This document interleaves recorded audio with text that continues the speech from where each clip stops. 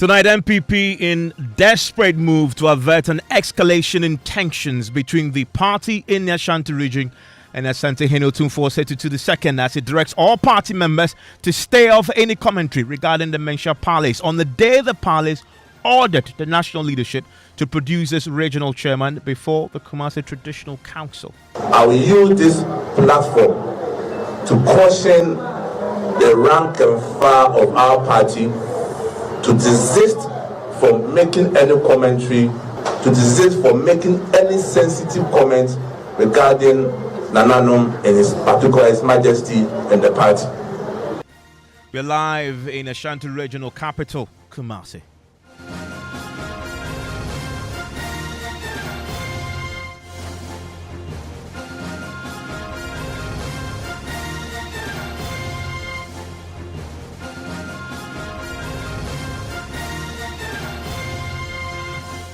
This is Top Story with Evans Mensah.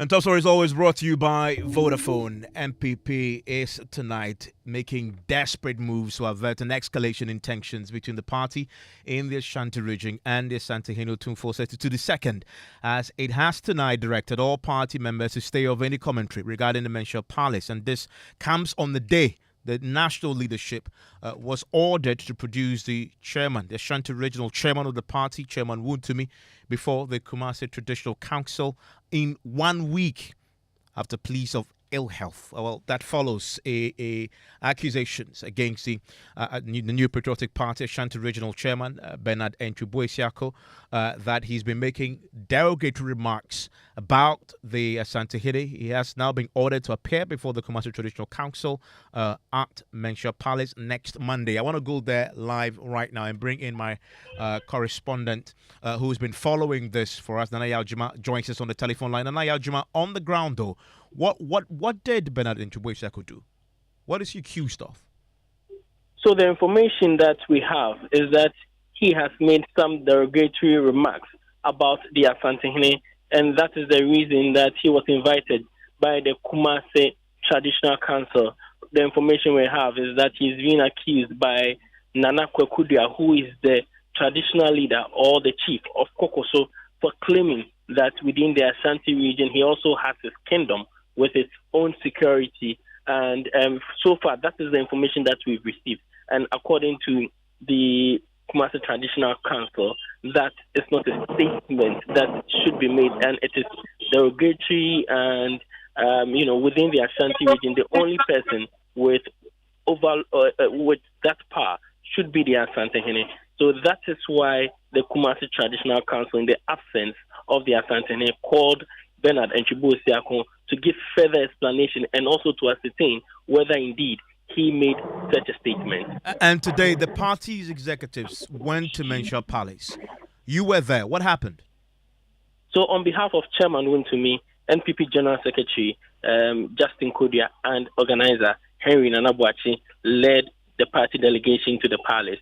And immediately they got there, the General Secretary, who is the leader of the delegation, addressed the traditional authority. Speaking on his mission, he said that he has information that Chairman Wontumi, Bernard Entwubuesiako, has been invited by the Traditional Council, and he, as the General Secretary of the party, wanted to join him and come and plead with the Traditional Council. Unfortunately, yesterday he had a meeting, he had a call from Chairman Wontumi, who claimed that he has taken ill and requested that the General Secretary goes and plead with Nananom to give him 2 more weeks to recover and get back to the Kumasi Traditional Council to answer the questions. According to the General Secretary, he requested that he sends a medical report for him to use to an excuse for his absence. Unfortunately, Chairman Wontumi couldn't give him that medical report he requested for, or he didn't have it at the time that he made his way to the Kumasi Traditional Council. Let's listen to Justin Kodia on this issue. Enra, the non-crema, the fee Kaiba, and I'm the chairman of the for hospital. I got a call from my chairman yesterday telling me about his ill health. I told him to let me have his medical report so I present to you. Unfortunately, I didn't receive it and I couldn't keep the traditional authorities waiting.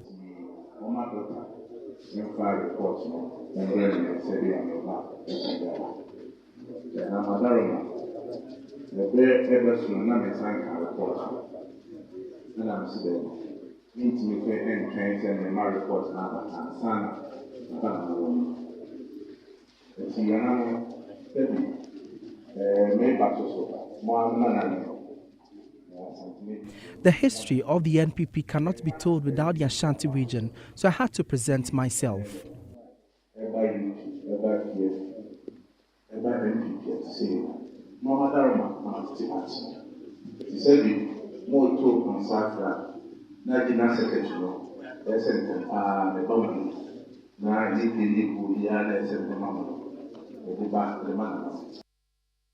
And that there is the General Secretary of the MPP in Mensah Palace today, part of the attempts to try and douse a tension that appears to be escalating between the party at the wrong time when the party is focusing on its parliamentary primaries this Saturday, but also wants to prosecute an election. And we know how important the Ashanti region is to the party there. Nana Yaljuma is still with me on the line. Nana, present in this particular important meeting was not only reps of the party, but other chiefs in the Ashanti region generally. Some of them reacted to what they heard from the General Secretary. As tradition demands, it was shown, or the request was shown to the faction leaders of the Traditional Council to have their take on the matter. All leaders who spoke were very furious about the demand or the request for a 2-week period, especially after the MPP chairman in the Ashanti region, Chairman Bernard Nchubu, failed to present a medical report. They further drew in lawyer Morris Ampawu for allegedly also making some remarks in support of Chairman Wontumi. This is what some of these faction leaders had to say. And then the Otumfo himself was not present, was he? Who represented him and what was his verdict? No, he wasn't present. The Bantamahine Banfor also Mankwetia is the one who did sit in state in the absence of the Asantehene. He is the leader of the Kumasi Traditional Council when the Asantehene is not in. So he is the one who sat in state, and after all these traditional authorities had, spoken about the issue, his verdict was that Chairman Wontumi be given 1 week. Exactly next Monday, it's expected that Chairman Wontumi makes it to the Kumasi Traditional Council meeting to explain why he made those remarks and for them to ascertain the truth behind the claims that the Nana Kwakudia, who is the chief of Fokoso, is making. And he says that if Wontumi is coming, he should come with the management of Wontumi Radio and also Morris Ampawu, who is believed to have made such a statement on Wontumi Radio.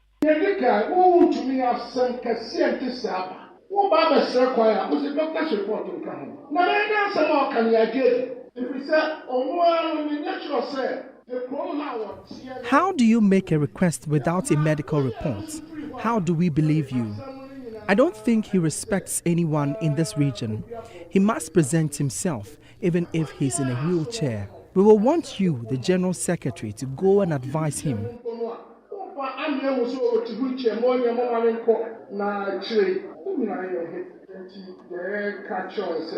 General Secretary,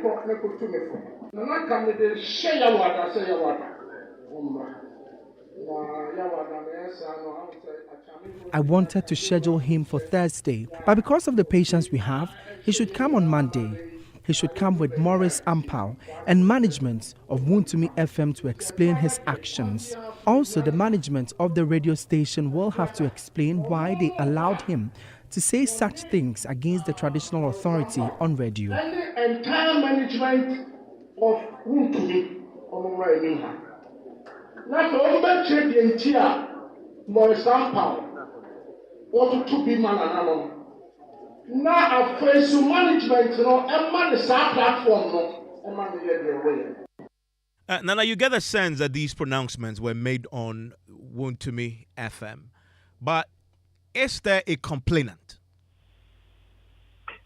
For the second matter, that is the one against the lawyer, Morris Ampawu, unfortunately, the traditional authorities, they were those who drew in that matter. So it looks like in that case there's no complainant, but some of them have heard this issue and they believe that he should also be called to answer some questions on the pronouncements that he made. What about Wontumi's case? Was this also on his radio station? No, this is an issue that happened at the vetting of some parliamentary aspirants. And according to the reports that we have so far, Wontumi is alleged to have made that statement in the presence of Nana Kwakudia, who is the complainant in this case. And Nana Kwakudia rebuked him for the statement. Unfortunately, it resulted in an altercation between the traditional authority and Chairman Wontumi. And that was when the traditional leader, Nana Kwakudia, escalated the matter. And Nana Kwakudia is also a chief in the Ashanti region. Exactly. He is the traditional leader for Kokoso. And he's taken this matter to the Mensah Palace and demanding that action be taken against the Ashanti regional chairman of the NPP. By the way, today, the General Secretary addressed a news conference at which he issued a stern directive to party supporters in the region and beyond. That is so, Evans. Even before he made a pronouncement, he made all of the people there aware that this is not about any other matter but the primaries, which is scheduled for Saturday. But before he would speak about that, he wants to make a comment about a very, very important statement. And he went ahead to issue a warning against the NPP supporters in the Ashanti region, and he wants them to desist from making any comments about the current issue at Mensah, and the party leadership, including himself, are on the ground to ensure that this issue is resolved. He was mindful of the political gains of the NPP in the Ashanti region, and they would want to maintain that base. And for that matter, if there is any issue that's aroused within the Ashanti region, he himself and other leaders of the NPP should take control and ensure that they deal with the issues. Even today at Mensah Palace, he also reiterated the reverence that he attached to issues of Asanteman. And for that matter, if you put before him NPP and Asanteman, he will put Asanteman ahead of NPP in that regard. So he is also cautioning them against speaking against on the matter that is presently ahead before us.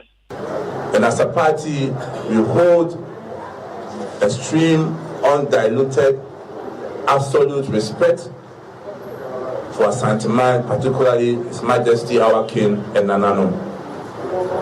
So please, I will use this platform to caution the rank and file of our party to desist from making any commentary, any comments, or whether through the media, social media, WhatsApp platforms, and whatever means of communication, to desist from making any sensitive comments regarding Nananum and His Majesty and the party. The leadership of the party is in touch, is on the ground, and knows what to do to make sure that the respect in the region, the respect for our revered king is maintained, and the respect for Nananum and the respect for the good people of Ashanti remains intact. I want to bring in right now Dr. Richmond Amwakoba, who obviously is a political scientist, but also ran to lead the party one time, failed in that bid, but also former head of the political science department at the KNUS. He joins us right now. Doc, thanks for your time here on Top Story. Thanks for having me. Great to have you. And we'll be joined pretty shortly by lawyer Morris Ampawu. As you heard, his name was mentioned today at Mensah Apawu. His accusation is that he's also made some derogatory remarks, and he needs to come before the Mensah Apawu to explain what was said and receive a verdict, if indeed he can put it so, from the traditional authorities there. We'll get to talk to him pretty shortly. What really is his crime here?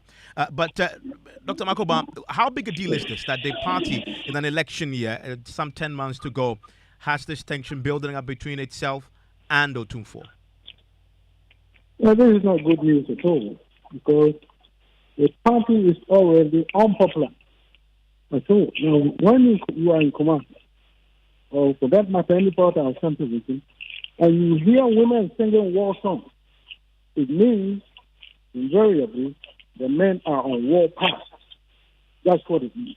And this is what has happened. Without anybody telling people anything, they gathered on their own. The women I'm talking about, in their numbers, and singing and talking that they should remove this guy. It should not stop here. You're already unpopular. Why would you do this? When you are in public, this is why wisdom should teach you how to speak. You are a leader, regional chairman. When you are in public, you are not talking secretly to anybody. You should not assume over there you can say whatever you want. Already, the party is in trouble. Now this. Do you think it's going to be a good thing? No. It's negative. Now I can assure you, from what the women were talking about, we are in trouble. The party is in trouble. I'm very sad to see the General Secretary is the one who is speaking for the party. Yes, he is the General Secretary. But in this instance, it is not appropriate for him to be the one speaking. It should be a member of the National Council speaking with the General Secretary standing beside him. Because they are older people, they are elders. Don't they have any Ashanti region member in their ranks to speak to this? An elder to speak to this? But he's a chief executive of the MPP, is it not? He comes from the Ashanti region himself. I know. That's what I'm saying. This is a bit tricky. It is not by rule. You understand? When you wrong a person, you don't go and get your contemporary to go and apologize for you. You go and get an elderly person. You understand? The National Council should have called Wuntumi to order on this already before we are talking now. You think the party is underestimating the gravity of the situation? Well, maybe they didn't see it.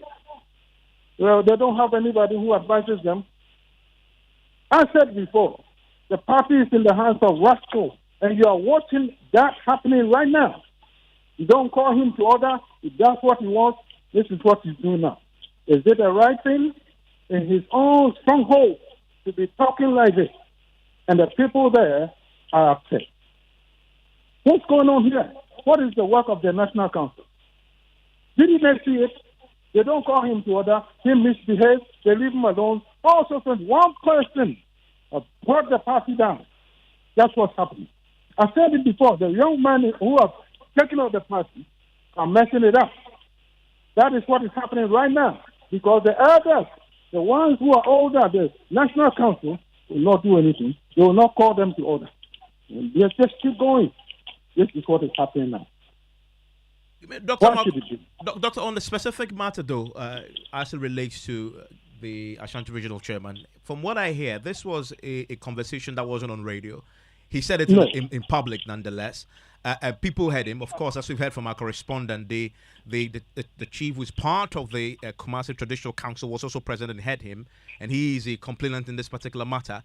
He deserves a hearing, is it not? I mean, you say the National Council must call him to order, must condemn him, but he deserves a hearing. Okay, I agree. Everybody deserves a hearing before he is condemned. But in this case, you ask him what happened. There were other people then. If they collaborate the story, what's the truth? What else do you need? This is not a court of law. You understand? This is an informal approach of solving problems.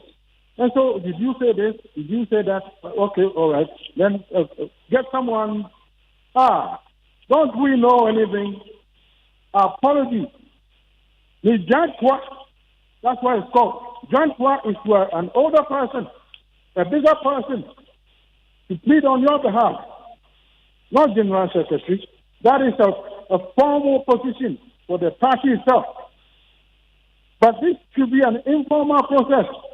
An older person in the National Council, after all, they are the highest body, and speak to this issue carries more weight than the young man who came to speak to the panel. So this for you, is not appropriate. so for you, the National Council must take the lead here. Yes, they should take a lead in all things. You don't have to formally hear it. If you heard it through the grapevine, and the person you said it to has already threatened to report to the Mensah police, nip it in the bud. What is going on? We have problems. We don't want any more problems. Nothing, no statement about Mensah or Ashanti from Wontumi until further notice. That's what you say. They should have done that long ago, and this would not have come.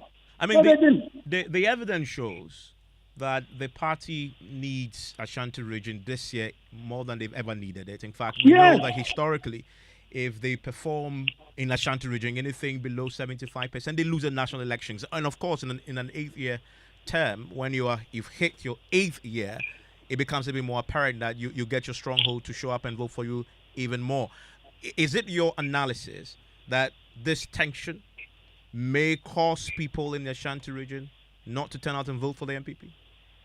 For sure. Many people are talked to on the street. They accuse me. Now, what are you guys doing? What are you guys doing? You MPP people. They insult me sometimes. I say, what am I doing? I'm not one of them. When I tell them anything, they don't listen. Why are you accusing me? So they assume I advise them. So we have become very unpopular already. Look at the Katamanso election. People stayed home. They didn't go to home. Now this, and the women are chanting war songs. The market women who are supposed to go and trade for their daily bread put that aside to come to congregate, to complain. This is not acceptable, and you start from their whole region, never to come to the Mensah Palace anymore, which means you are stuck from the region. Why would you sit down and allow this to happen? You are already in trouble. Doesn't anybody come from Ashanti region over there? Should the president get involved? Not right now. Okay. Not right now. But when he shows up, it will help. Let the other support me do the details, and then he shows up in the end. I'm grateful. Thank you very much, Dr. Makoba, a political scientist. He's a former head of the political science department at KNUST, a member of the New Patriotic Party, contested to lead the party as a national chairman, did not succeed. Hearing his thoughts on what is happening in the Ashanti region. As you may have heard from my reporter who was at Mensah Palace today, it's not only the Ashanti regional chairman of the MPP, Bernardine Chibuisiako, who has been ordered to appear before the Mensah Palace. A private legal practitioner, Maurice Ampawu, apparently was also on the Wontumi radio and made some pronouncements. He's also been ordered to appear. He joins us on the telephone line right now. Lawyer Maurice Ampawu, thanks for the time here on Top Story. You've heard the order. Has it been formally served on you? No, I have not formally been served with any summons, and I just read it online. Whether it is true or not, I don't know. Well, a short while ago, we actually played the sound of the Mensah. Oh, if that is how they summon persons to appear before them, fine. But I want to put them on notice that I am a professional lawyer. I am not a member of the MPP. I'm not a member of an MPP. I have my own airtime on Wontumi program. I do my own program. Nana Bobo is my personal program. I generate my own content. I speak my mind on national issues of public interest. Therefore, whatever I said on that platform concerning Wontumi saga and then Otunfuo, that's a fair comment. One, I am competent in law, make those comments. Number two, I did it in the public interest It's a matter of public interest. Everything that I said there, I am responsible for whatever I've said. Come to me. It's not responsible. It's not responsible. I, for example, I'm responsible for everything that I've said. If the traditional council give me fit to invite me, they should provide a better particulate. If you tell me that I have no comment, and I made a comment, 2 hours comment, and you are inviting me, and you are not giving me particulars of what I've said. You see, I don't want to sound very, very disrespectful.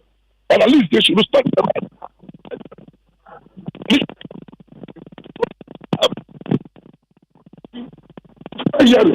When you are inviting me, out of respect, I'll go. But you cannot just follow me when I don't know what kind of issue I'm going to deal with. When I don't know what kind of statement I've made. Well, Mr. Ampawu. Then listen to wait. I appear Monday only for you to bring a surprise of me. Please, they should do the proper thing. When you say they should do the proper thing. When you say proper, I have the right even to be represented by council. Yes, I mean, and if I'm represented by council, Mr. Ampawu, 2 quick questions. You say proper thing. What is it that you expect Mensah Palace to do? Write to you formally? Definitely, you must invite me. You must invite me with particulars. That's what you do. It's not the Supreme Court. It is only the Supreme Court that has that power to invite orally. If you want to arrive orally, let me know what it is. As of now, as I speak, I don't know which issue is at stake. You're talking about the Mensah Palace here, the Otumfuo's Mensah Palace. That they listen to me. Notice for you to appear. You say please, right to you. Listen to me. It's the Kumasi Traditional Council. It's constituted by law. Please take it from me. It's not Otumfuo Palace. Please, learn law small. Listen to me. It is a traditional council where there are rules and regulations. Yes, it is a traditional council, but they were sitting today under the authority of the Otumfuo himself. Come again. They were sitting today under the authority of the Otumfuo himself. Listen to me. They exercise quasi judicial powers. And if you exercise quasi judicial powers, the Constitution demands that you must not play with the right of fair hearing. I don't want to appear there and go and question everything that went on. I want to assist to make sure that the right thing is done. I don't want to go there and file an application to quash whatever ruling comes up there. That's why I'm saying that formally I have not been served with any notice to appear. Well, Mr. Ampawu, I need to ask you. You have up until Monday to appear. Will you appear? I'll go. Out of respect, I'll go. Even if you don't get the rating, no, I'll go because I'm so excited. I'm so charged. I'm so ready, ever ready. That is why I'll go. And when I appear before them, and I'll raise my concern over there, that's the thing. But I'm just telling you that you asked a simple question that about this, I said no. Because as I sit here, nobody has formally handed me over any document for me to appear. Not even a call for Mensah that they need me. It is one of the chiefs who said that, and I'm a lawyer, and I must know what is it at stake. So when I go on Monday, I'll just tell them my appearing here is on what grounds. Okay, at least you appear before the chiefs on Monday. You said that today out of respect. We will watch this space very closely as Monday approaches. As the party has already gone to the Mensah Palace, so tell the chiefs that Wontumi was not well. Monday is just a few days away. We will watch this unfold. Maurice Ampawu is a lawyer who says himself that out of respect he will go. If you're in the Ashanti region tonight, I want to hear from you as the Mensah Palace takes steps to deal with individuals who have been reported to it for making derogatory comments. Of course, pitching the MPP directly against the Mensah Palace. As you know today, the General Secretary has led a delegation there to try and deal with this tension, but also asking party members to refrain from making derogatory comments about the Mensah Palace. Let me hear from you, 055 11 997. News Night in a minute. Of late, things no easy, crowd. For my business inside, pressure day from customers. If I make payments, give suppliers, Okada riders, delivery charges, no easy. Things they move fast like before because everything make expensive. The family where they house. See what I they talk. Family where they call, they ask for another money. No easy. Vodafone Cash be the only thing where they make my ID get to. If I they do transfers for Vodafone Cash, it they save me money. If you they do Vodafone Cash to Vodafone Cash transactions, still no transfer charges dey. Even if I they send money to another network, I they get value. Make you dial *110# to send money. Sending money from Vodafone Cash to Vodafone Cash still be free. Vodafone. I'm afraid. Yeah. Media sambisanda mo. Eti emrantia no. Mumu hwan pa na tumi hwe na mo bodom pe mo man yakono. Eye kwabna. Na mumu hwan so na tumi just mali me maria ni nyina de. Eye kojo. En kro. Kobre tumi hwe na bodom pe mo sense wo yusu accident eba. Aye den aban ni do braye. Wo si echi na mo ban na sem ma na hoode ne. Sa. Ani na kudwo nso yusu accident chako. Na no ne de e ma wo se wo ye krejen fita. Na watimi asiri bedwo ma na feel you. Ey kojo. Sa. Yeah. Pepsodent Heba and a Pepsodent Charcoal. Afedie. You're gonna natural. FDIJ Trading Katoyatu.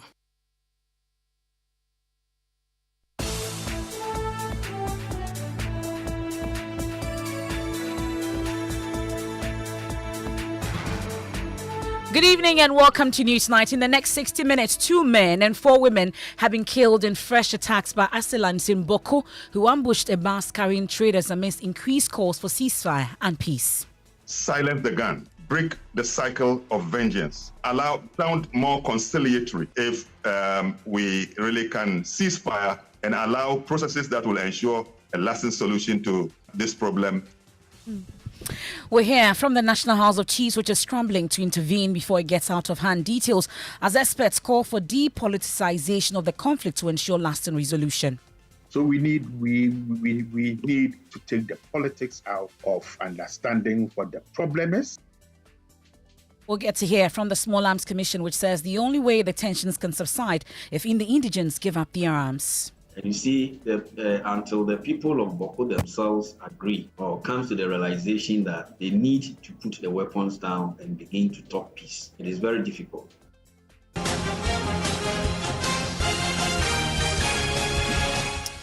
And this is your election headquarters. Indeed, is always brought to you by Petrosol. Tonight, as lobbying intensifies for MPP running mate position, we hear from former presidential aspirant and outgoing MP for Isikado Ketan Jogati, who says the vice president must not bow to pressure, as he confirms the party has taken a decision to select a running mate from the Ashanti region by Tumbi in January.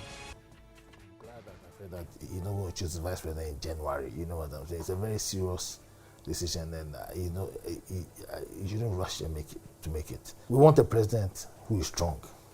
The vice president should not listen to anybody. Also tonight, no speeches, no campaigning on election day, as the NPP sets out clear guidelines to govern the conduct of this weekend's parliamentary primaries in over 105 constituencies with sitting MPs. There shall be no campaign of delegates. No voter shall wear the color of any contestant at the voting center, be a T-shirt or posters of contestants. And the big question about what the motivation for the parliamentary slot is: job security or a genuine quest to serve the nation? I'm coming in because of what I think I can offer to the people. We are humbled to acknowledge that everything is up to God. We need a united front to break the age. And in business, IMF confident government will avoid election-related runs if it sticks to the program conditions for this year. And in sports, another make-or-break encounter for Ghana as the Black Stars face Mozambique in their last group match later today. We'll be live in Abidjan, where Ghanaian fans are hopeful of a Black Stars victory.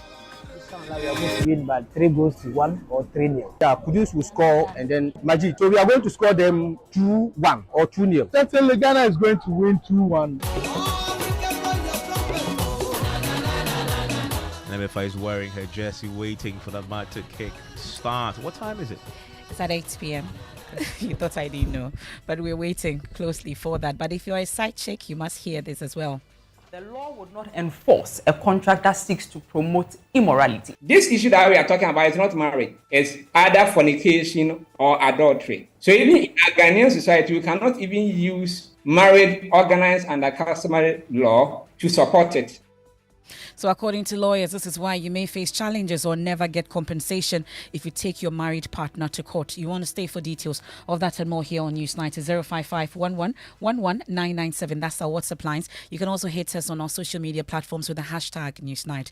I am Emefa Apawu. And my name is Mensah and Emefa. We start tonight with that unfolding story in Boku, where there have been more deaths today, more killings in the grim turn of events. A total of ongoing Boku conflict has surged. 6 more lives were claimed in the targeted attack on the bus. Well, the assailants, marking the second such bus assault in less than a week, left 2 men and 4 women dead, unfortunately. Well, this latest incident follows a series of reprisals among the feuding factions since January 12, contributing to a total death toll of 13. The escalation in violence comes just 2 days after the Ghana Armed Forces expressed deep concern, highlighting a troubling shift in conflict dynamics, with assailants now armed with more sophisticated weapons, and the question remains where they get it from. And it includes the recent discovery of an RPG in the area. That's a rocket-propelled grenade in Boku. And they were hoping to bomb a fuel station in the area. Well, that's a significant escalation indeed. Albert Sorry is our correspondent on the ground, who's his fingers on the pulse there, joins us right now. Albert, the shooting of this bus, where did this latest incident happen? Evan, so from the information we gathered, this bus was heading from Boku to the Binduri district. Binduri is just, outside of Boku. It's the very first neighbor when you are heading from Boku to Bolga. So the bus was carrying traders, mostly women, to a market in the Binduri district when they were attacked. And what is the security situation on the ground tonight? Just before this afternoon, we were told, in fact, our checks showed that there were a lot of soldiers, patrolling on foot, patrolling in vehicles. And a lot of people, thought that the security had been beefed up. It's unfortunate that even when this was going on, then the attack took place. We're told that the security have continued to remain on the ground. In fact, this afternoon, many people had to go indoors for fear of getting into trouble with the soldiers shortly after the attack took place. Others were doing it to protect themselves for their own security. And those left injured in this bus attack, where are they? How are they faring? Do we know? So from what we are told, 2 people were injured in the attack. As it is, we do not know where they are, which of the hospitals, but they should be receiving treatment in one of the hospitals in Boku at the moment. In the recent attacks, 2 hospitals have been the ones that victims were taken to, which is the private hospital called Vineyard Hospital, and the other one is the Boku Presby Hospital. But as we speak, we do not know which one of these hospitals the injured have been admitted in. And Albert, this is the second bus attack in over a period of 4 days. Friday was the last time a bus was attacked. People were injured. Then, thankfully, we had no fatalities. Today, we've had 6 people die. You have your ears on the ground. Any idea why buses have become the target since the reprisals started? It is most likely because the security presence in Boku now is very high. So it is difficult for people to perpetrate, shootings, especially during the day in the Boku township. So what they seem to be doing is they observe the movements of people, and if they target you as their enemy and they know that you are in a bus headed for so and so place, then they are likely to ambush you on the way. And so, from the information that we gather, this could be the reason why this is happening. Albert, thank you very much. And Evans, guess what? This is coming in at a time where there have been increasing calls for a ceasefire and increasing calls for peace in the area. Well, the Peace Council now says they are wits' end, especially at the level of the region, after trying many strategies in the past to resolve the conflict. Sheikh Karimi Al-Shaibu spoke on behalf of the council. Situation.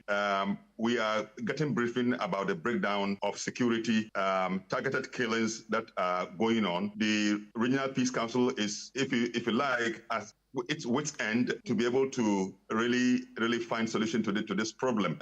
We from the National Peace Council here have traveled on several occasions to Boku. We have met with the Boku Naba. We have met with him and the chief of the Mamprisi community also in Boku. At the time, our target was to plead with them to cease fire and to allow all the processes put in place to ensure that we are able to find lasting solution to the problem. It appears to me during the time we got some cooperation. Unfortunately, just not too long after we have left the place, we heard about a renewed tension where some people have been killed.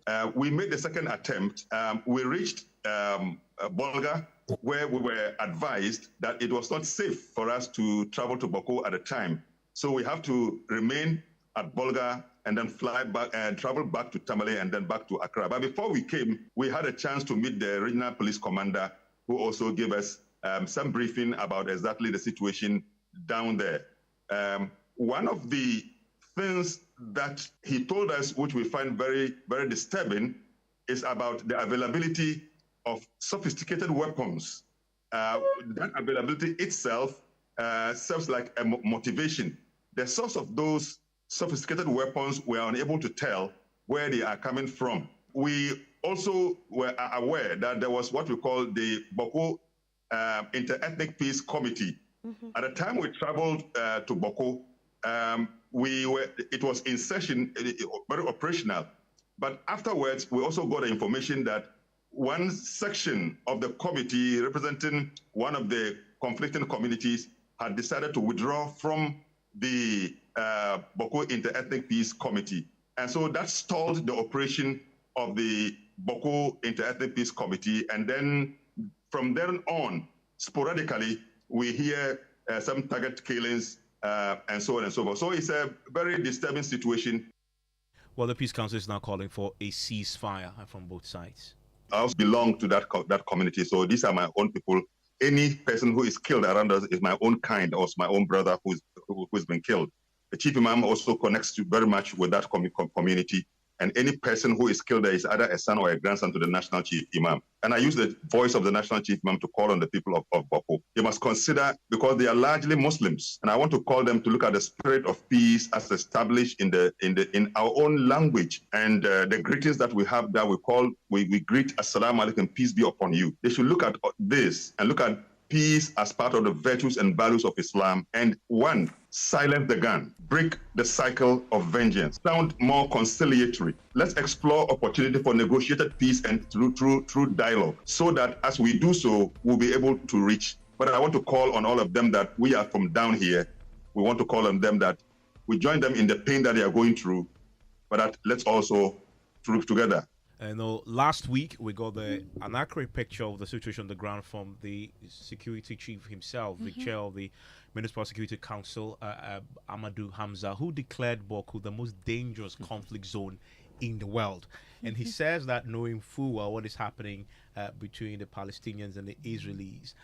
And he said Boko is the most dangerous conflict area in the world. Listen to him tonight, adding his voice to the calls for peace.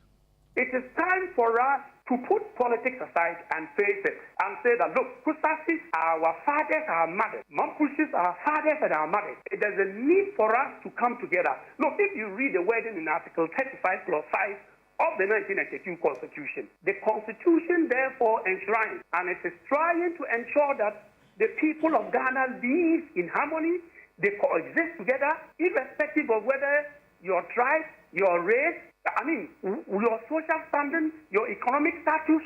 It is not the case that Kusasi should be treated differently, Mapushi should be treated differently, Moshi should be treated differently. It is the case that we must work together to ensure there's lasting peace. And that is exactly the reason why I, from the beginning, was fighting that the segregation of the market shouldn't happen. I'm not doing that to benefit anybody. I want Mampushes and Kusasi to be in the same market, and I want them to be trading and talking to each other every single day. That is the only thing that can bring them broker peace between the two factions. So that's the worried MC there of the area. But what's the intervention of the National House of Chiefs in this particular conflict that's dated back to all the way to 1951? My colleague Samuel Kojo Brace joins us in the studio. He's been checking on the National House of Chiefs. Brace, you've been speaking with the reps of the National House of Chiefs. How concerned are they to start with? So I've been speaking to the president, Ojiahoho Yaojibi II, and he feels troubled. He tells me that they have, because of what's happening in Boko, fashioned the meeting on Thursday to decide on what the National House of Chiefs can do to bring about peace in the area. If you listen to the tone of his voice, the House seems very concerned, and that's why they're meeting on Thursday to decide what to do. He says when they meet on Thursday, then the House could determine what they as chiefs could also do in this whole thing. It doesn't look good, and so they are very worried. But how soon really is the concern as to when we can expect an intervention from the chiefs themselves after this particular meeting? So he says everything will be clear after Thursday when they meet. Okay. That's when they will come out with what they intend to do. So Thursday we'll hear from the House of Chiefs as to the direction that they want to take to resolve this matter. Okay. Samuel Kojo Brace there giving us details on the intervention or the form of shape that it would take from the National House of Chiefs approach, really. Well, suggesting an approach to end the crisis, security consultant Professor Kwesi Enin is urging stakeholders working to restore peace in Boko to ensure that the proposed solutions are free from any political interferences. He spoke on the AM show. This Boko crisis has been the extreme politicization of the resolution interventions. So if it's Party A that is in power, their approach to resolving the conflict is different from Party B. But the root of the conflict is the same. And therein lies my argument earlier that when the root of a conflict becomes overlooked, it festers, becomes intractable, then others begin to exploit it for their pecuniary ends. That is what we are seeing in so we need to take the politics out of understanding what the problem is. We are not looking at this properly because it is easier for us to claim it is Kusasis and Mam, it is chieftaincy, it is the youth, blah, blah, blah, blah. Okay, this latest incident, I think one AK-47 was retrieved. Where did they come from? Where are the leakages coming from? If we also take the last 18 months, my argument still is that the unfortunate people caught between this violence is not because of extremists, but it's because of criminal networks seeking to challenge, undermine, expand their territory. Okay, we can put all this into the mix and come up with some solutions. But this tunnel vision of ethnic conflict, of chieftaincy struggles about land, blah, blah, blah, that won't take us anywhere. My assessment right now is that there are way too many stories and too many interest groups interpreting what has taken place for particular ends. So we would need to take a step back very quickly. And I think we have the institutional framework for this, particularly the National Peace Council, to quickly meet all the parties and to ensure that the truth is put out into the public domain. Well, we can now hear from the Deputy Director, Policy Monitoring and Evaluation of the Small Arms Commission, especially as to where these sophisticated arms are coming from and how the people get access to it. Well, JB Asante says the only way the tensions can subside is if the indigents actually give up their arms. No. So as a commission, as the secretariat, we do not retrieve weapons from the system. So like I said, that the commission consists of other security agencies. And that is what the police and the military are doing. They are on the ground, making sure that sanity and peace prevail. But a commission as a secretariat, we do not wield weapons, so we cannot just go into a community with this kind of situation to retrieve arms, even to find them. So that is one of the challenges that we have. And you see, until the people of Boko themselves agree or comes to the realization that they need to put the weapons down and begin to talk peace. It is very difficult, very, very difficult. You spoke to the doctor who had done a lot of research. He told you about how porous our borders are, the number of unapproved routes that we have. See, it is very difficult for the security agencies to be along all these borders. So, unfortunately, the weapons have already infiltrated into the Boko community, and that is what is being used to cause these mayhem. So we need, the people of Boko really need attitudinal change. We need to do a lot more engagement. We need to engage with them. And like the earlier speaker said, you know, what Eltunfo has started to do, we all need to support him. We all need to see how best we can support them to get the two factions together, to come and dialogue, to understand, to let bygone to bygone. Well, if you live in Boku tonight, let's hear from you. 055-11-11997. How is this affecting you there? And Emefa, we've heard some horrifying stories because, as you know, the public servants have deserted the town. Teachers have left. Hospitals do not have enough nurses and doctors in there. This is having real life impact on people there. I want to hear from those who are left in the town tonight. Talk to us. Send us your messages on 055-11-11997. That's our WhatsApp console. We get into the election headquarters now.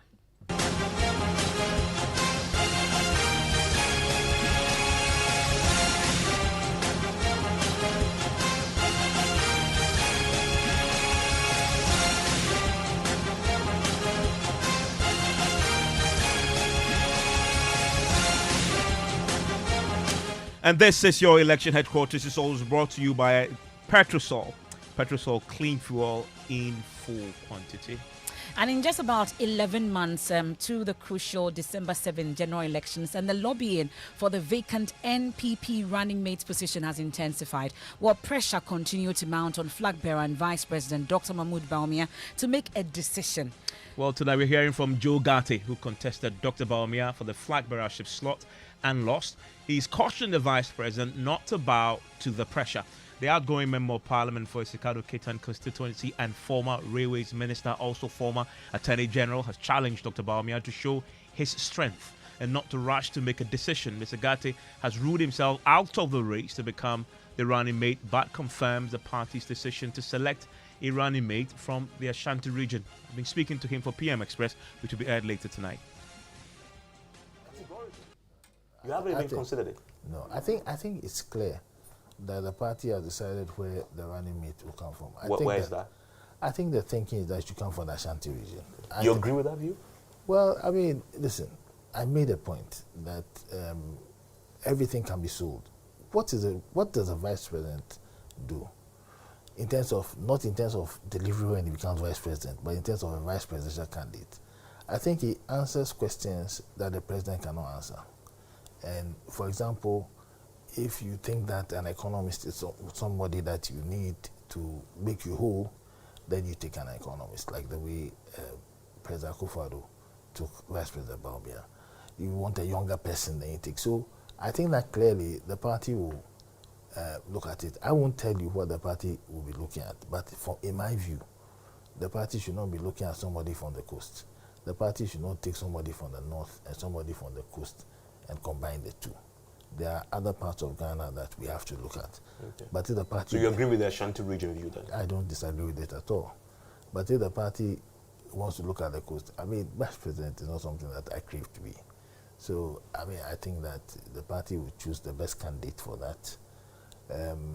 When President Akufo-Addo wanted to choose the Vice President Bawumia, I remember once we were called to, about 10 of us were called to, at that time, Dr. Preku's house were used as a sounding board.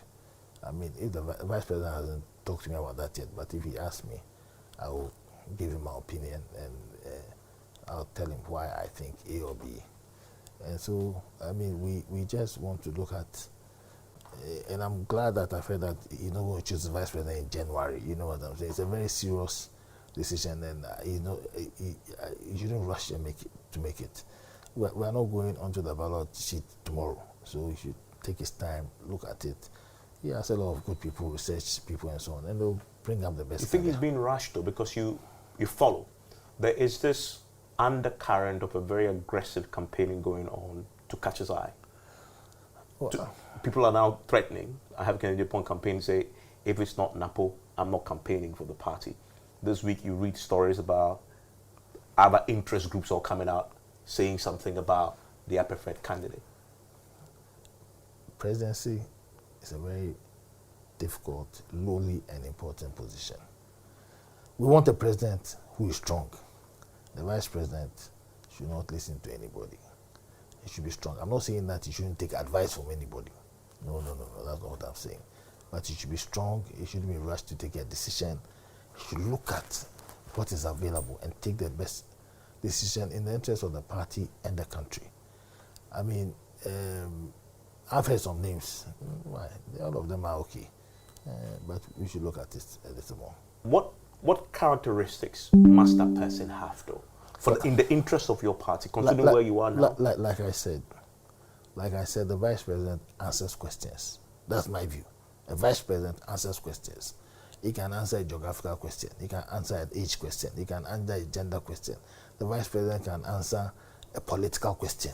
He can answer an ethnic question. So I'm sure that research is going on to see what questions need to be answered. So the vice president must answer that question, the major question of the day, or the major deficiency in quotes of the candidates. Okay. The person must be an addition, a strong addition. A strong addition must bring in votes. And must not only bring in votes, but must be capable of assisting the president to when he becomes president. You have a unique situation in your party. First time you have a Muslim candidate on the ticket. Will that play into the choice? You have to ask the people who are going to make that choice. Should that play a role in the consideration? I talked about research. You see, politics today has become very scientific. I mean, President Akufo-Addo thought about a lot of people. I know that because when we met in Dr. Preku's house, Dr. Bamian's name was not one of the names that was put forward at the time. They thought about a lot of people. And I mean, when they called us, I spoke my mind that X, Y, Z, I don't think are suitable. All I can tell you is that when I'm called, or if I'm called to ask what I think, I'll speak my mind. The party, they know me. I speak my mind, and my mind sets me free. But I'm not rude. Well, so you can catch that interview on PM Express at 9 p.m. on the Joy News channel. Also be available on all our social media platforms and myjoyonline.com. We'll stay a while longer in the election headquarters, and no speeches, no camping, no campaigning on election day as the governing New Patriotic Party sets out clear guidelines to govern the conduct of this weekend's parliamentary primaries in over 105 constituencies. Well, General Secretary of the party, Justin Kudia, says the police have been giving clear directives to arrest and prosecute any person who violates these orders. In all, some 355 individuals are contesting for the slots in constituencies held by the NPP. Justin Kudia has been addressing the media earlier today. There shall be no provision to address delegates or the public by the national party, any government official, the regional party, the constituency executives, contestants or their representatives on the day of voting. There shall be no campaigning, canvassing for votes, or gathering of party members for the purpose whatsoever a day before voting. So all campaign activities will cease a day before the voting. No delegate shall be escorted to the voting screen except those with mobility issues and with the Electoral Commission consent. There shall be no campaign of delegates. There shall be no campaign of delegates. No voter shall wear the color of any contestant at the voting center, be it T-shirt, caps, or posters of contestants. Voting shall not take place indoors, but in an outdoor place in full glare of the public. It is an offense for unaccredited persons to enter the voting perimeters. The Electoral Commission and the police shall enforce and adhere to restricting delegates from taking their phones and other photographic gadgets to the voting screen. Any vote that has been shown to the public shall be nullified.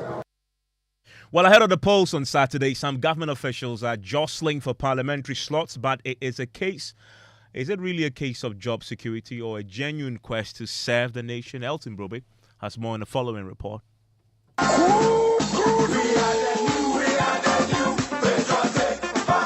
The MPP will seek to break the 8th electoral cycle with Vice President Dr. Mahmoud Bawumia in December in what is likely to be the most fiercely contested election in the country's political history due to several factors.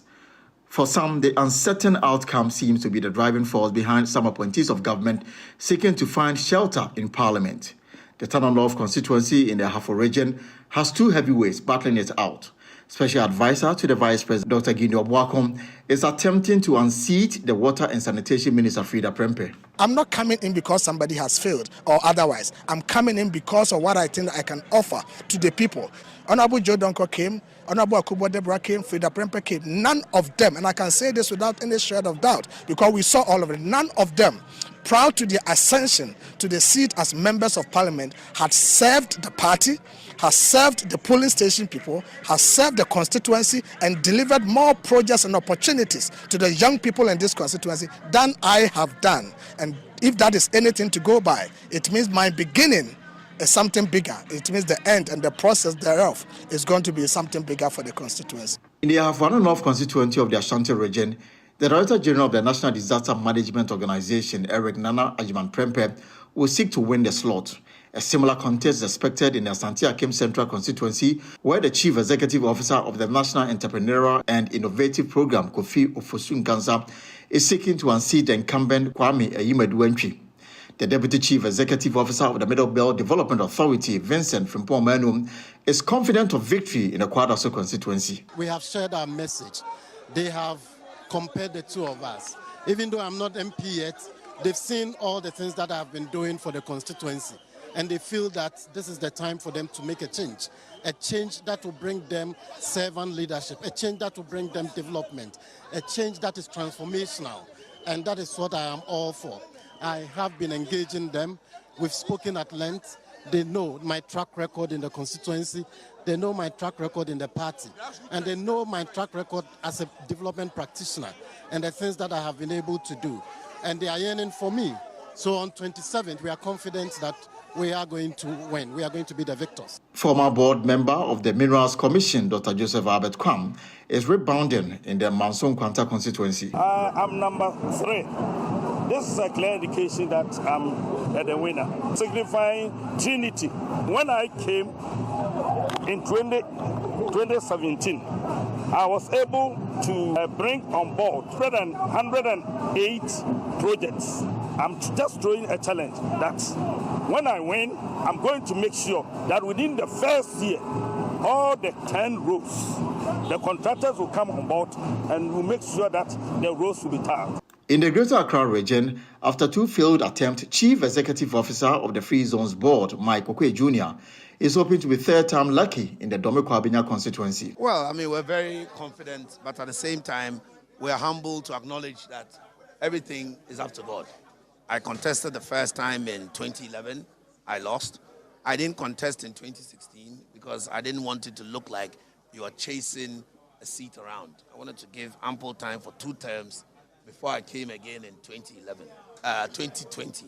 The incumbent MP, Sarah Adwasafo, is however not going down without a fight and therefore expects a keen contest with Sheila upon Sechi, hoping to pull a surprise. My chances are fantastic because I have just the one message for the Dome-Kwabenya delegates, that we need a united front to break the 8. We need to take breaking the 8 seriously.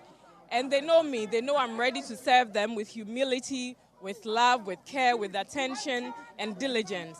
In the Mion constituency in the northern region, the former mayor of Tamale, Musa Superior, is in the game. But that is why you don't hear anything about me, because we are running a very peaceful campaign, decent campaign, you know. Yes, there are some of our followers. They get out of the way, we correct them, and then we move. If he gets the job, I'll probably lead the campaign. And if I get the job as a MP, he automatically leads the campaign. So we have to be very decent in what we do. It is also a battle for supremacy in the Yendi constituency, where the incumbent Farouk Aliu Mahama is facing off with the Chief Executive Officer of Maslok, Hajia Abibata Shani Mahama Zakaria. For Joy News, Elton Brobe reporting. And we're building up into Saturday. This is your election headquarters. This is where you want to stay. And all week, you want to check our social media platforms and also on myjoyonline.com and check out our constituencies to watch, the constituency to watch reports on the digital media, only on the Joy News platforms across social media. Because we'll be telling you which places to watch on Saturday. There are a few very interesting contests that we'll be highlighting in the course of this week. And George Biafra is joining me right now. One of the contests will be in the constituency where you have the deputy finance minister, Abeno Sasari, and she's coming up against a very strong, formidable contestant there, and is going to be a very difficult one. Well, coming up in business, IMF confident government could avoid election-related overruns if it sticks to program conditions. And how would the Black Stars win tonight against Mozambique mean for sale of jersey and the national flag branded items? We'll be hearing from a football analyst. The business news on Newsnight is brought to you by MTN Business. Welcome to the new world of business. Kingdom Books and Stationery, Sinter's Tanks, and Pepsodent, charcoal and herbal. Imagine strutting into the most anticipated wedding of the year. Only to see 7 other girls wearing your exact same outfit. You are special and one of a kind, and that's why whether it's voice, data or SMS, you get to enjoy personalized offers tailored to your specific needs with MTN Just For You. Dial *141# or select your options on the My MTN app to redeem your unique Just For You package on Ghana's best mobile network. MTN.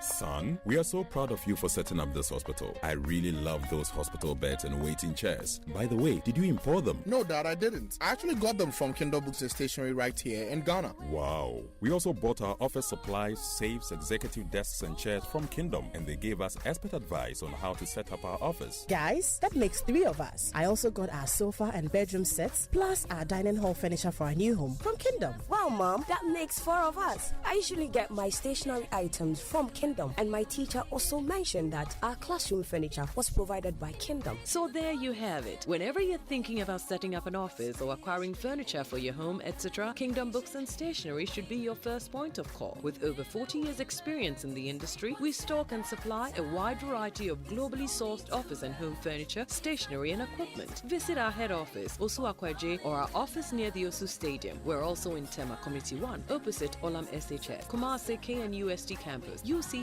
Cape Coast, and now at the Marina Mall, Airport City. Or call us 0302 764101, 764209, or 762792. Visit our website www.kingdomgh.com.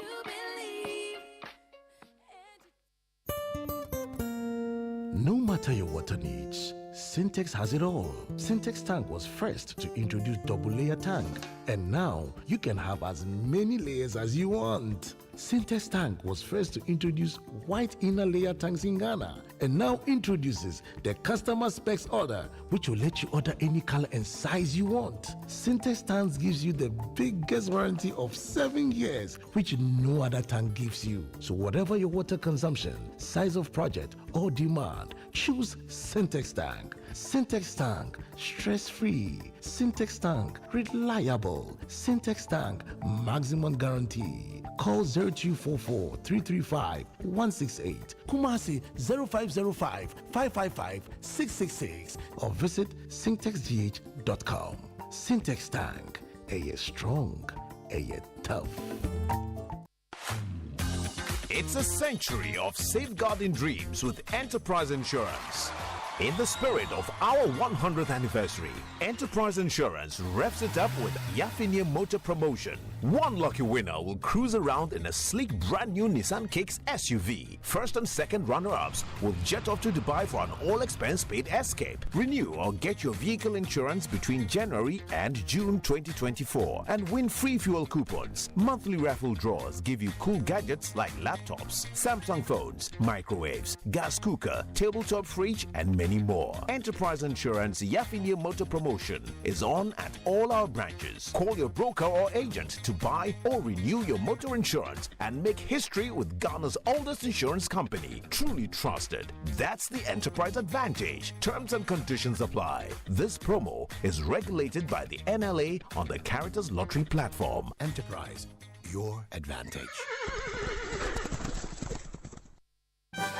Central University, Ghana's leading private Christian university, has open admissions. Apply now for a degree in environmental engineering, fashion design, landscape design, interior design, business administration, economics, law, nursing, civil engineering, architecture, computer science, IT, theology, PharmD, and many others. Degrees are available on our campuses in Mutual, ICGC Christ Temple, Abosokai, and Kumasi. Also enroll in our MBA with various specializations. Scholarships are available for needy but brilliant students. Call us on 0303-318-583 or visit our website at central.edu.gh for more information. Central University, raising transformational leaders through faith, integrity, and excellence.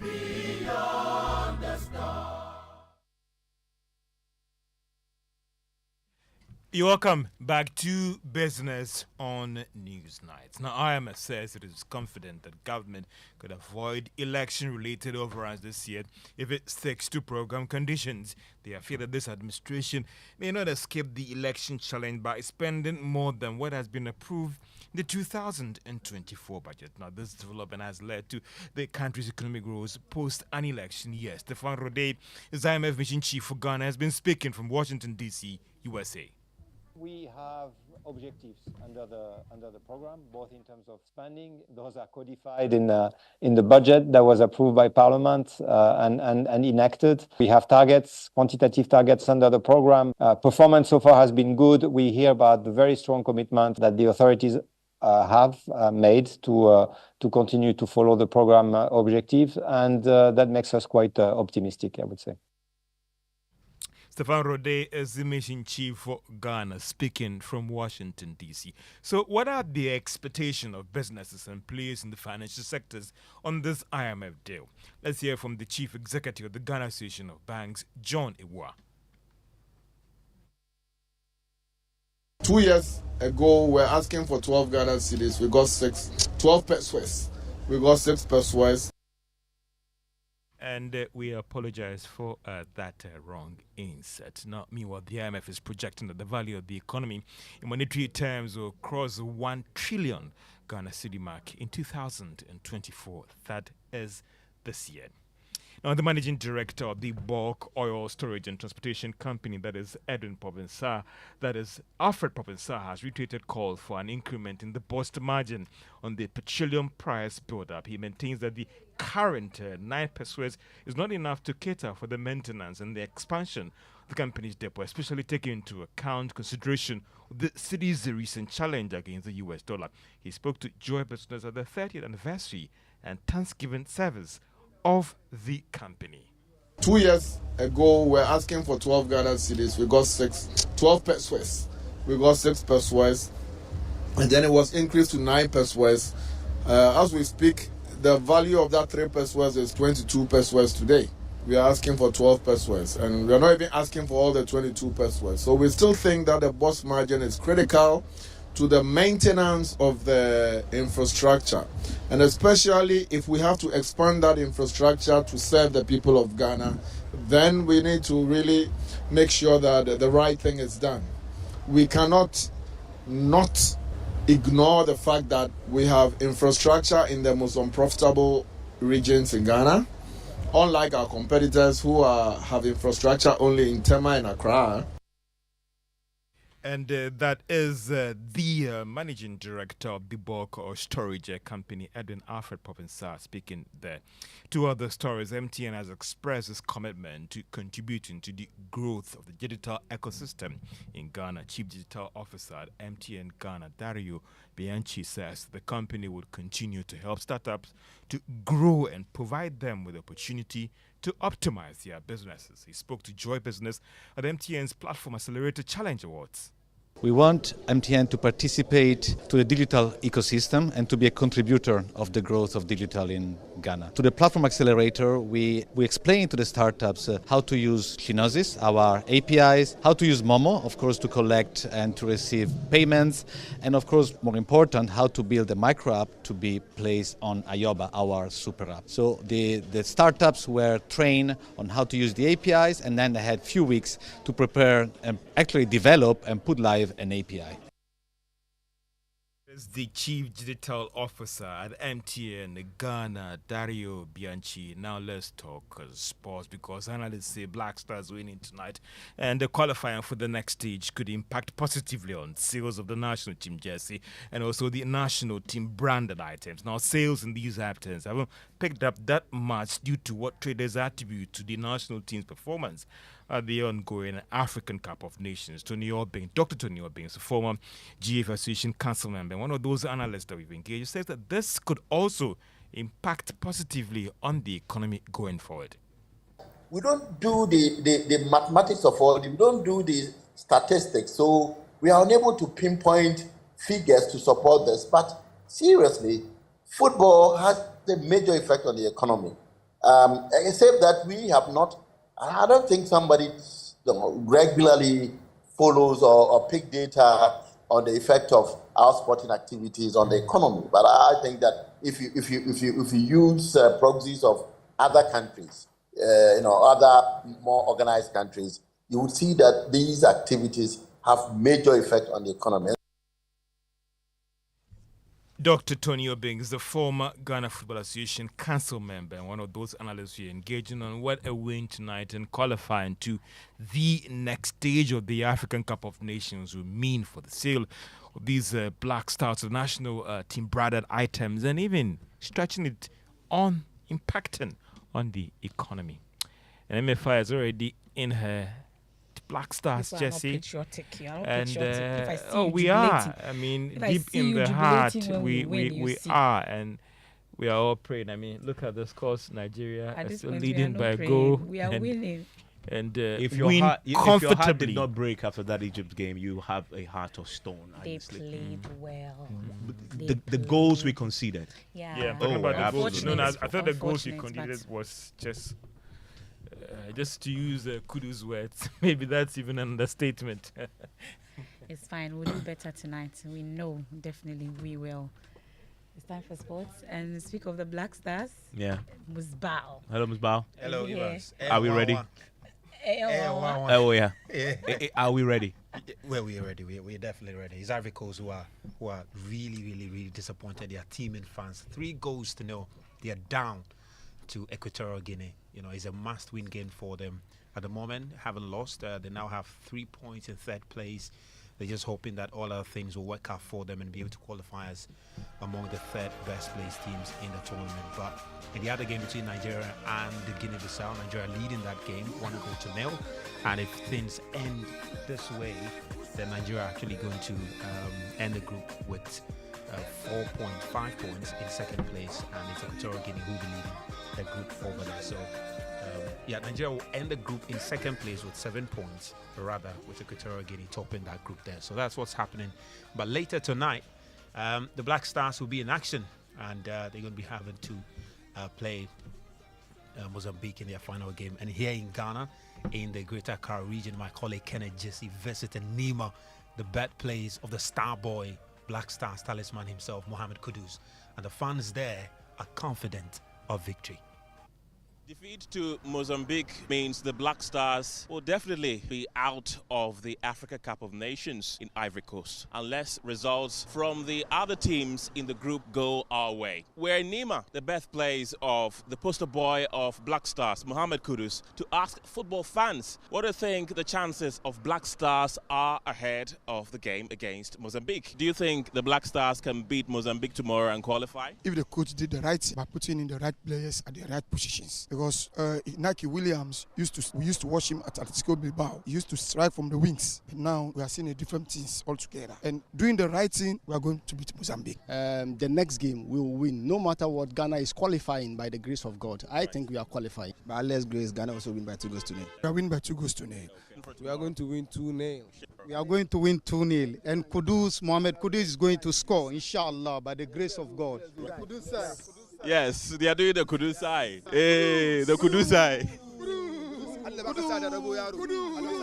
Right, so those are fans of the Ghana Black Stars here at Nima, the birthplace of Kudus and other fantastic players who play in the Ghana national team. They are hopeful that the Black Stars will come out victorious against Mozambique. We're all praying for that to happen. So from Nima in Accra, Kenneth Jesse for Joy News. Yeah, so that's some fans in Nima there. Well, the head coach of the Black Stars, Chris Seaton himself, has been speaking ahead of the game, and he says the boys know exactly the task at hand today.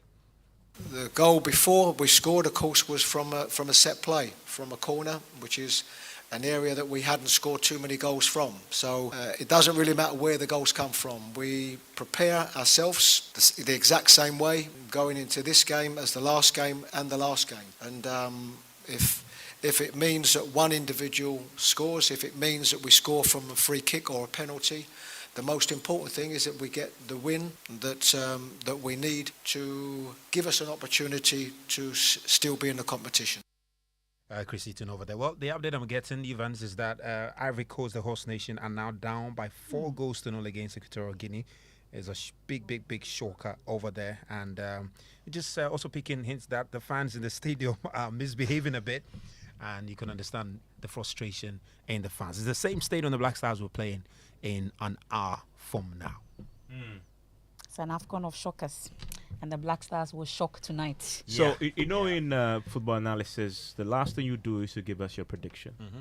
What's your prediction for tonight? Oh, we're going to win. I've been predicting the whole day. Yeah, 3-0 win for the Black Stars. 3-0? Yeah. Against Mozambique? Yeah, against Mozambique, 3-0. It's the least we'll score today. 3-0. It's 2-1. That gives us 4 points. Yeah, 4 points. 4 points. And if Cape Verde... But to do that, we need to fix our defense. Yeah, we'll fix it. Tonight, the boys are ready. Prof in there? Yeah, he's going to be there. He's going to be starting, definitely. He's going to be starting. Yes. Kudus is playing. Yeah, Kudus is going to start. He's definitely going to start. He's a star boy. You can't bench him. He got to start. And the head coach of Mozambique has been making some very funny comments. He says Ghana does not have peace of mind, so they're going to make sure they disturb them. And then we'll see if they'll succeed at that. Yeah. You know, when the elephant falls, every animal hits it. Exactly. So it looks like that's what is happening to the Black Stars. But you see, this evening, we will win. But let's get onto the Labour front now.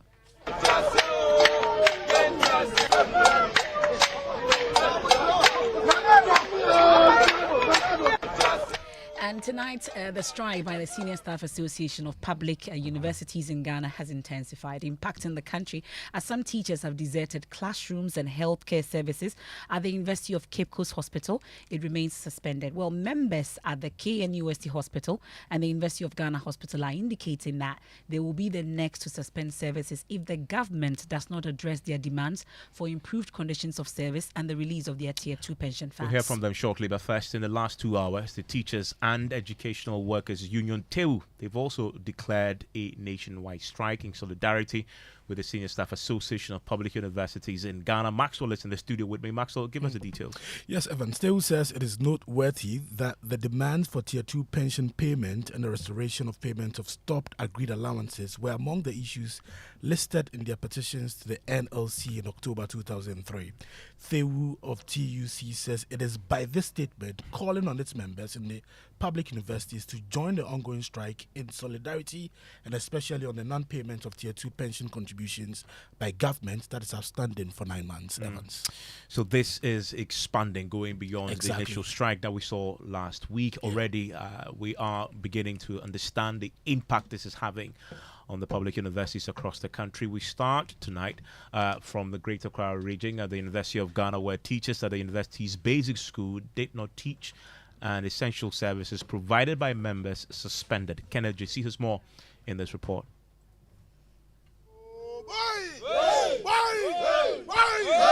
The Senior Staff Association of the various public universities strike began on January 17th. At the University of Ghana campus Monday, the industrial action was in full force, with members vowing not to return to their various duties until their demands are met. When that cuts across, is a tier 2. Everybody will go on pension. Everybody will go on pension. And if we are going to sit to grow old, go on pension, even as we are active now, who is listening to us? Then if you go on pension, who will listen to you? So this is the time to fight, to let management and the bodies, the powers that be, to understand that they shouldn't wait for us to go and be beggars for serving the nation. The association, together with the Teachers and Educational Workers Union TEWU, is however unhappy some of their members flouted their directives and cautioned them to desist from such acts or face the consequences. Initially, when we came, the place was locked. So we came here. This is the second time that the place opened. We came to meet one of our staff here. And we are asking her, religiously, she should leave and go and rest at home. We have sent a signal, as we said, any worker who thinks that he's bigger than the union, the owner will not have it easy for that person at all. So we are asking her, as you can see, we'll be leaving. We came with our bus. We will let her sit inside and we'll drop her at the gate there. Then she proceeds to the house. The strike, which has since expanded to include the Teachers and Educational Workers Union, has also affected the University of Ghana Basic School. The Senior Staff Association and TEWU warn they will force their members at the University of Ghana Hospital and the Security Department to also withdraw their services if their demands are not addressed. Well, on the KNUST campus, teachers at the university basic school boycotted class to, among others, demand better conditions of service. Emmanuel Baikweku monitored the situation. Here's his report.